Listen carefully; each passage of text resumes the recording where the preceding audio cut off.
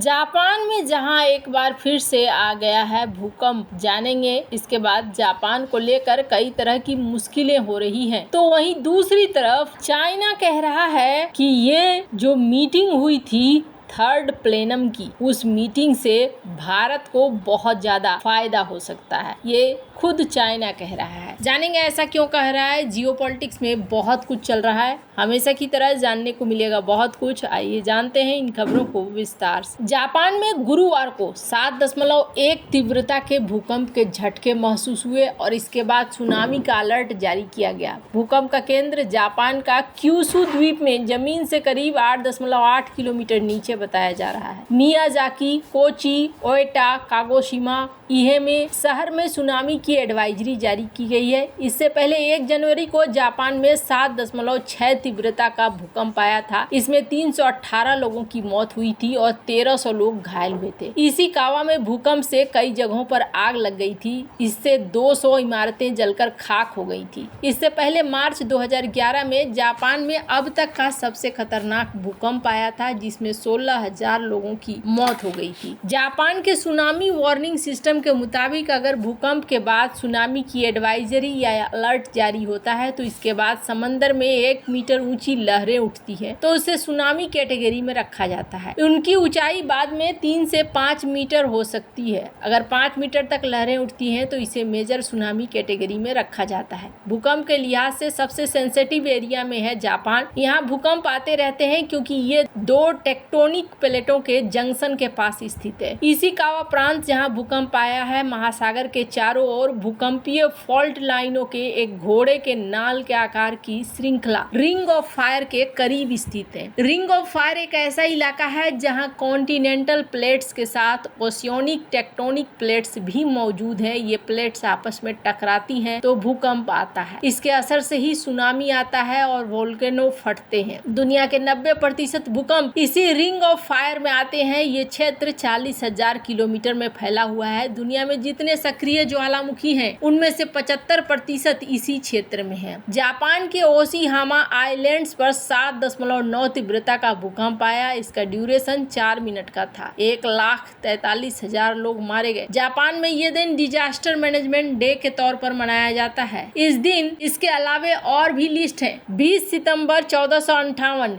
इस दिन 8.6 तीव्रता का भूकंप था। सुनामी की वजह से 31,000 लोग मारे गए। उस दौर में कहा गया कि ये भूकंप एक दैत्याकार कैटफिश की वजह से आया था। 7.2 तीव्रता का भूकंप आया 15 जून 1996। इसका सबसे ज्यादा असर थोकू प्रांत में था। कुछ देर बाद इवेत मियावागी कोस्ट लाइन पर 125 फीट ऊंची लहरें उठी। 22,066 लोग मारे गए। 11 मार्च 2011 ये 9 तीव्रता का भूकंप था। मॉडर्न हिस्ट्री में इसे सबसे खतरनाक इसलिए माना जाता है कि सुनामी की लहरें 133 फीट ऊंची थी। करीब 18,000 लोगों की मौत हुई और इसके वीडियो आज भी डराते हैं। जब भी भूकंप के बाद सुनामी आता है तो समुद्र के सतह से नीचे चलने वाली लहरें पहले तटों से टकराती है। जब समुद्र के नीचे की लहरें तटों की ओर बढ़ती है तो नीचे एक वैक्यूम क्रिएट होता है जो किनारे से ऊपर के पानी को समुद्र की ओर खींचता है। इससे बंदरगाह के किनारे या समुद्र तल की जमीन नजर आने लगती है। समुद्र के पानी का पीछे जाने का ये संकेत है कि अब सुनामी आने वाली है। इसके कुछ मिनट या घंटे बाद सुनामी वाली लहर जोरदार ताकत और शोर के साथ किनारे से टकराती है। सुनामी विनाशकारी लहरों की एक सीरीज होती है जो एक के बाद एक आती है। इसे वेब ट्रेन कहा जाता है। जैसे जैसे एक के बाद एक लहरें बीच समुद्र से किनारे की ओर पहुंचती हैं तो सुनामी की ताकत बढ़ती जाती है। सुनामी की त्रासदी झेलने वाले लोग बताते हैं कि एक छोटी लहर आकर चली गई, इसका मतलब ये नहीं है कि सुनामी चली गई। वे दूसरी, तीसरी, चौथी के रूप में विनाश लेकर आती हैं। इस कारण जैसे ही मौका मिले तुरंत सुरक्षित स्थान में चला जाना चाहिए। जापान के सुनामी वार्निंग सिस्टम के मुताबिक अगर भूकंप के बाद सुनामी की एडवाइजरी या अलर्ट जारी होती है तो इसके बाद समंदर में 1 मीटर ऊंची लहरें उठती है तो इसे सुनामी कैटेगरी में रखा जाता है। इनकी ऊंचाई बाद में 3 से 5 मीटर हो सकती है। अगर 5 मीटर लहरें ऊंची उठती है तो इसे मेजर सुनामी के कैटेगरी में रखा जाता है। फिलहाल के लिए अब देखना होगा कितना ज्यादा नुकसान हो पाता है जापान को इस भूकंप में। जहां एक तरफ ये सब कुछ चल रहा है, वहीं दूसरी तरफ आजकल चाइना बड़ा बदला बदला नजर आता है और इसका असर भी देखने को मिल रहा है। कई बार चाइना के राजदूत इस तरह के संदेशे दे चुके हैं जिन संदेशों से लगता है कि शायद चाइना सारी चीजों को ठीक करना चाहता है। वैसे आपको बता दूं, चाइना में इस वक्त अगर एक्सपोर्ट की बात करें तो स्क्रीन पर एक रिपोर्ट देख सकते हैं, जिस रिपोर्ट में कहा जा रहा है कि एक्सपोर्ट में चाइना के थोड़ी सुस्ती आई है, गिरावट आया है और चाइना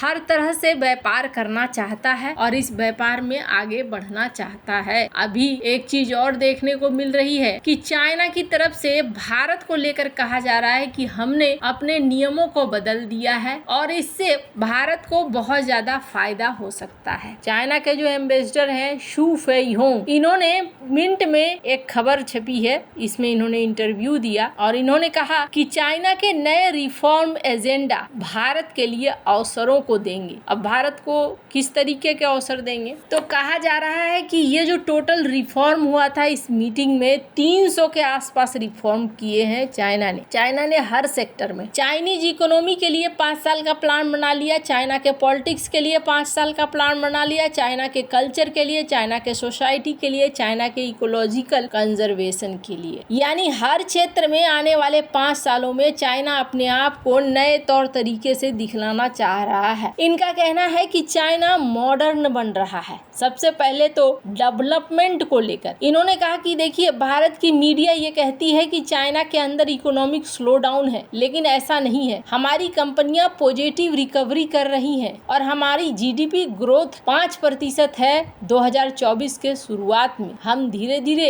नए क्वालिटी फोर्स के साथ सामने आ रहे हैं। भारत भी डेवलप कर रहा है और चाइना भी। अभी हाल ही में IMF ने हम दोनों को कहा है कि दोनों ही आगे बढ़ेंगे, दोनों ही आगे चलेंगे। मतलब दुनिया में हमारा और भारत का दोनों का एक कॉमन फ्यूचर हो सकता है। इन्होंने आगे कहा कि हमने डेवलपमेंट के सेक्टर में high and equipments, new energy vehicle और भी कई सारी चीजें हैं, उस पर हम आगे बढ़ेंगे। दूसरा उन्होंने कहा कि हम फिर से ओपन कर रहे हैं अपने दरवाजे को। जिस तरीके से 1970 में हमने ओपन किया था, हम अपने दरवाजे को खुला छोड़ रहे हैं। आइए हमारे देश में निवेश कीजिए। हम ये निवेश करना चाहते हैं, हम भी चाहते हैं कि निवेश हो। इन्होंने कहा कि 2024 में हमने 500 बिलियन युआन का निवेश लाया है। उसके बाद इन्होंने कहा कि हम शांति भी चाहते हैं, हम किसी के तरफ नहीं जाना चाहते हैं, हमारी फ्री पॉलिसी हो, साथ ही साथ हम पंचशील का समझौता अपनाना चाहते हैं, यानी शांति से सह अस्तित्व को कायम रखना चाहते हैं। दुनिया के इकोलॉजी सिस्टम को भी हम ठीक करना चाहते हैं। अब ये सब तो लग रहा है जैसे कि बोलने की बात है। साधारण भाषा में चाइना को क्या चाहिए, तो चाइना को ये चाहिए कि चाइनीज कंपनियों को इन्वेस्टमेंट करने दो भारत में और चाइना के लिए अपने बाजार को खोलो और हमारा सामान जितना ज्यादा से ज्यादा हो सकता है खरीदो। वैसे आपको क्या लगता है इन सब मामले में, आप क्या राय है, कमेंट कर जरूर बताएं। जल्द मिलते हैं अगले वीडियो में नई खबर के साथ।